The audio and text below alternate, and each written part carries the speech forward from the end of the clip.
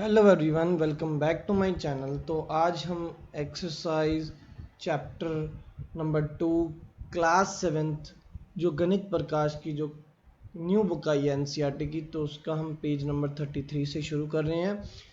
तो अगर आपने लास्ट वीडियो नहीं देखी तो वो आप देख सकते हो, तो इसी प्लेलिस्ट में है। तो एग्जाम्पल नंबर 9 वो शुरू कर रहे हैं। So the example number 9 is Raghu brought 100 kg of rice from the wholesale market and packed them into the 2 kg packets.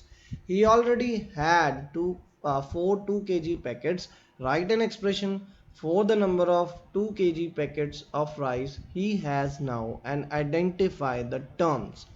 तो यहाँ पे उन्होंने बोला कि जो रघु है वो 100 kg जो राइस है वो होलसेल मार्केट से लेके आया है और उसने उस राइस को क्या किया 2 kg के पैकेट्स में पैक कर दिया। तो उसके पास ऑलरेडी क्या है 4 पैकेट्स जो हैं वो 2 kg के पहले ही उसके पास प्रेजेंट है।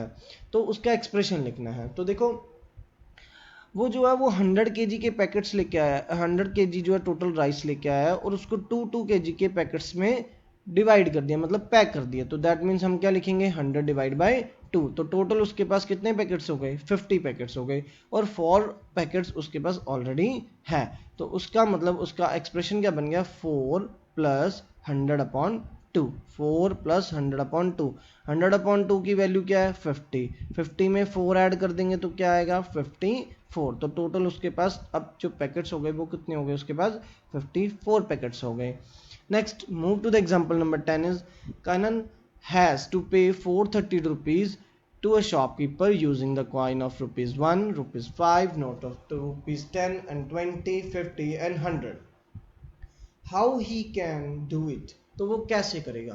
तो उन्होंने हमें एक पॉसिबिलिटी दी है, दो पॉसिबिलिटीज दी है कि उसने क्या किया 4 नोट्स जो है वो 100 रुपीज़ के दे दिए, 1 नोट जो उसको 20 रुपीज़ का दे दिया, 1 नोट जो उसने 10 रुपीज़ का दे दिया और 2 नोट्स उसने क्या दे दिया 1 रुपीज़ का दे दिया। यहाँ पे कॉइन आएगा क्योंकि नोट नहीं है उसके पास।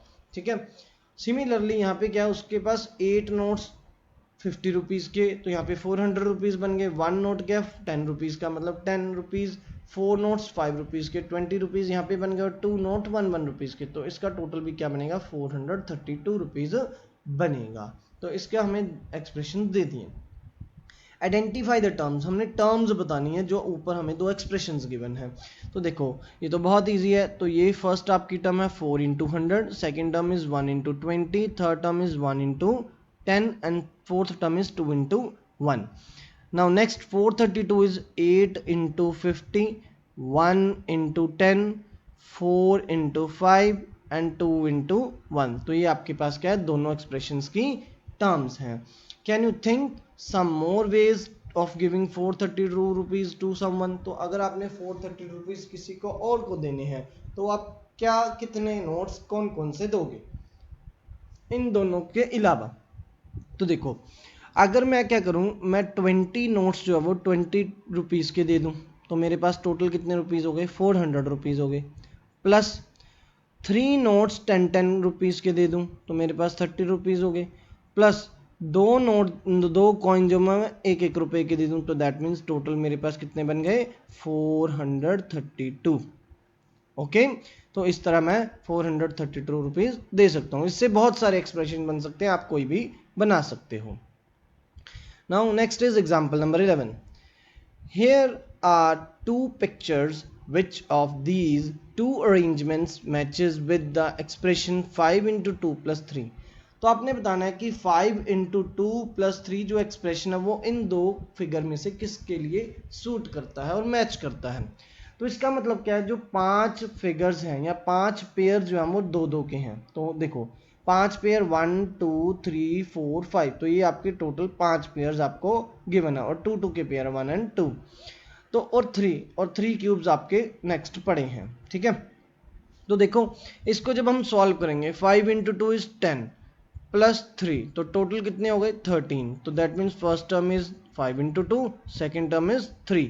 तो देखो 1 2 3 4 5 6 7 8 9 10 11 12 13, तो देखो हमारा आंसर मैच हो गया। तो टोटल कितने हैं 13 है।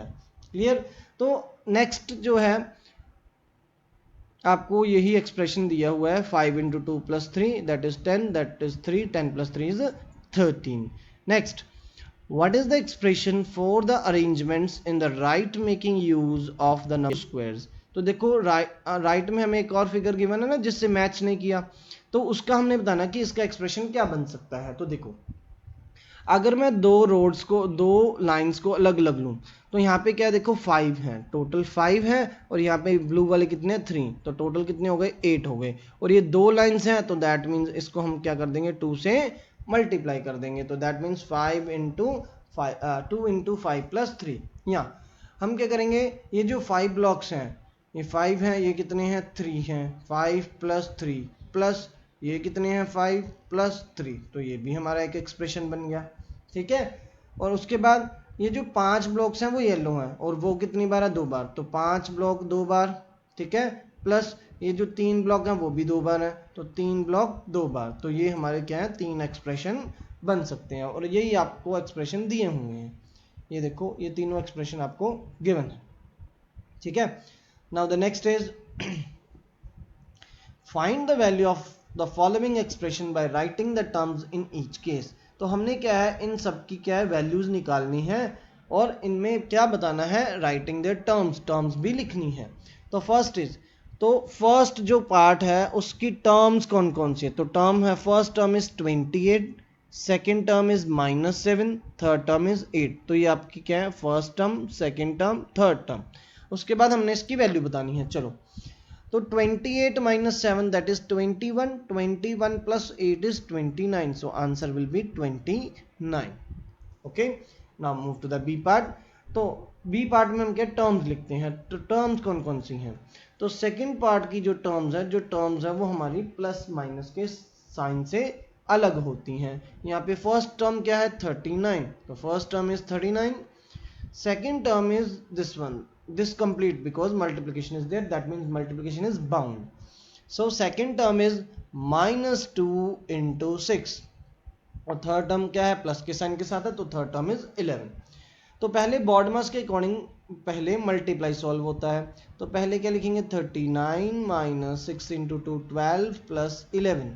Okay, now 39 minus 12 is 27, 27 plus 11 is 38, so that means answer is 38. Now the next is C part. तो C part में जो terms है, first term is, third part में क्या है, first term is 40, second term is -10, third term is 10 and fourth term is also 10। तो ये आपको terms पता है, तो इसकी वैल्यू निकालते हैं। देखो 40 माइनस 10 प्लस 10, देखो -10 और +10 क्या कैंसिल हो जाएंगे, 40 plus 10 that means answer is 50. Clear? Now the next is fourth part, that means D part. तो D part की जो terms हैं, तो terms कौन कौन सी हैं, तो D part में जो term है first term is 48, second term is -10 into 2, -10 multiplied 2, and the third term is 16 divided by 2, 16 divided by 2। तो ये आपकी तीन टर्म्स हैं। क्लियर? तो अब हमने इसकी वैल्यू निकालनी है। देखो 48, अब इनकी मल्टीप्लाई करनी है, 48 माइनस 20, अब 16 को 2 से डिवाइड करेंगे, वी गेट 8, तो ये टर्म प्लस की है। 48 minus 20 we get 28, 28 plus 8 is 36, तो value will be 36। Now the next is first term is 6 into 3, तो ई पार्ट की जो टर्म है 6 multiply 3, second term is -4 into 8 into 5, क्योंकि ये तीनों ही मल्टीप्लाई में है तो ये तीनों नंबर्स मल्टीप्लाई में ही आएंगे। तो देखो, तो इसकी वैल्यू निकालते हैं, 6 इंटू 3 इज 18 माइनस, अब इन तीनों की मल्टीप्लाई करनी पड़ेगी, 5 8 जा 40, 40 इंटू 4 इज 160। क्लियर?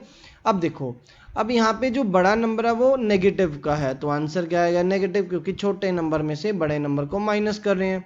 तो 160 में से 18 को माइनस करेंगे, we get 142, so answer will be 142।